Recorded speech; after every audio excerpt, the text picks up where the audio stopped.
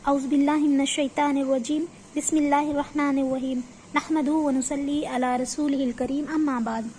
दोस्तों और अजीज़ों, अस्सलाम वालेकुम। और जब ईमान नहीं होता तो दीन अपनी सतह से गिरते गिरते फ़राइज़ पर आ जाता है। ये फ़राइज़ कुफ्र और इस्लाम की आड़ और दीवार है। सिर्फ अगर ये दीवार भी बीच से हट जाए तो बंदा कुफ्र तक पहुँच गया।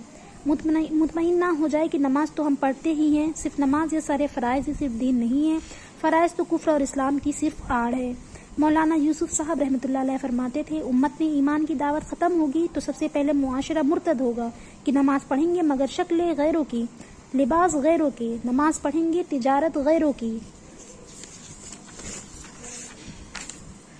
नमाज पढ़ेंगे शादियां गैरों की।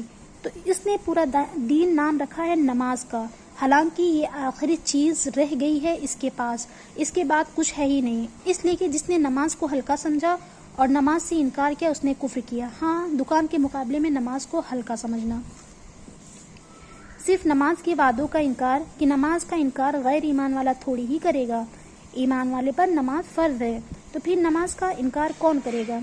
कि नमाज की इनकार से मुराद नमाज के फ़ज़ाइल से इनकार है कि नमाज रोज़ी कैसे खींच लाएगी, नमाज से बीमारी कैसे दूर होगी, नमाज सेहत की हिफाजत कैसे होगी। अल्लाह के वादों का इनकार ही कुफ्र है कि ऐसे रास्तों पर पड़ा है कि उसका कुफ्र पर पहुंचना यकीनी है। इसलिए कि नमाज का इनकार और उसको हल्का समझना उसे कुफ्र पर पहुंचा देगा। इसलिए जब कलमे की दावत उम्मत में से निकल जाएगी तो सबसे पहले मुआशरा मुर्तद होगा, फिर ज़हन मुर्तद होगा, फिर क़ल्ब मुर्तद होगा। जब यकीन नहीं होगा तो ये माहौल के एतबार से चलता होगा और फिर दीन इस ज़माने के एतबार से हो जाएगा कि इसके जैसे हालात होंगे उसके बक़दर दीन पर चलेगा। तो फिर इस नाक़िस दीन पर नाकामी आएगी। जिस तरह बेदीनी की वजह से नाकामी आती है, हालात आते हैं, उसी तरह की नाकामी और हालात नाक़िस दीन, अधूरे दीन की वजह से भी आती हैं। और हम नाक़िस दीन पर चल रहे हैं क्योंकि हमारा दीन नाक़िस है, इसलिए कि हमें अपने दीन से कामयाबी का यकीन नहीं है।